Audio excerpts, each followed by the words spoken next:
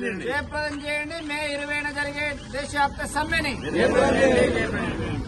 రద్దు చేయాలి. ట్రాన్స్పోర్ట్ కార్మికులకు నష్టం చేసే బిఎన్ఎస్ సెక్షన్ 106 క్లాజ్ 1 క్లాజ్ 2ని రద్దు చేయాలి. ట్రాన్స్పోర్ట్ కార్మికులకు జరిమానా శిక్షను పెంచే సెక్షన్ 106 క్లాజ్ 1 క్లాజ్ 2ని మే 20న దేశవ్యాప్తంగా కార్మికులు పెద్ద ఎత్తున సమ్మె నిర్వహిస్తా ఉన్నారు. ఈ సమ్మెలో ట్రాన్స్పోర్ట్ కార్మికులు పెద్ద ఎత్తున పాల్గొనాలని చెప్పి విజ్ఞప్తి చేస్తా ఉన్నాం. బీజేపీ ప్రభుత్వం కేంద్రంలో అధికారంలోకి వచ్చిన తర్వాత కార్మికులకు నష్టం చేసే పద్దతుల్లో 100 సంవత్సరాల క్రితం పోరాడి సాధించుకున్న 29 చట్టాలని రద్దు చేసిన పరిస్థితి ఉన్నది.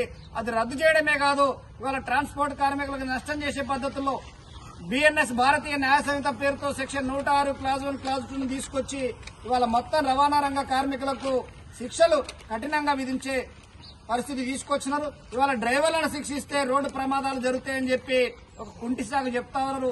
ఇది సరైంది కాదు. ఏ డ్రైవర్ కూడా ఉద్దేశపూర్వకంగా రోడ్డు యాక్సిడెంట్ చేయరు అనేది కనీస ఇంగిత జ్ఞానం కూడా ఇవాళ కేంద్ర ప్రభుత్వానికి లేదు. ఇవాళ 7 లక్షల జరిమానా, అదేవిధంగా 10 సంవత్సరాల జైలు శిక్ష అనేది ఇది ఎట్టి పరిస్థితుల్లో కూడా రవాణా రంగ కార్మిక సోదరులు చూస్తూ ఊరుకోరు. ఇది రద్దు చేసే వరకు కూడా పోరాటం జరుగుతుంది. మే 20న జరిగే మొత్తం దేశవ్యాప్తంగా నిర్వహిస్తున్న కార్మికుల సమ్మెలో రవాణా రంగ కార్మికులు పెద్ద ఎత్తున పాల్గొంటారని చెప్పి పాల్గొనాలని విజ్ఞప్తి చేస్తా ఉన్నాం. నూతన మోటార్ వాహన చట్టం 2019 ఏదైతే ఉన్నదో ఇది మొత్తం రవాణా రంగ కార్మికులకు నష్టం చేసేది. అదేవిధంగా ట్రేడ్ యూనియన్ యాక్ట్ 1926 ఏదైతే ఉన్నదో యూనియన్లను ఏర్పాటు చేసుకునే అవకాశం కల్పించిన చట్టాన్ని కూడా ఇవాళ నరేంద్ర మోడీ రద్దు చేసిన పరిస్థితి ఉన్నది. మరి ఇవాళ 100 మంది ఉంటేనే ఒక యూనియన్ రిజిస్ట్రేషన్ చేసుకోవాలని చెప్పిన పరిస్థితి ఉన్నది.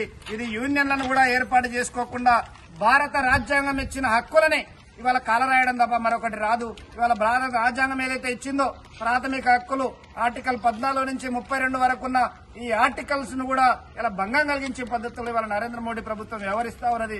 దీన్ని తీవ్రంగా ఖండిస్తూ దేశవ్యాప్తంగా జరుగుతున్న సమ్మెలో ట్రాన్స్పోర్ట్ కార్మికులు పెద్ద ఎత్తున పాల్గొనాలని విజ్ఞప్తి చేస్తా ఉన్నాం. జయప్రదం చేయండి. మే 24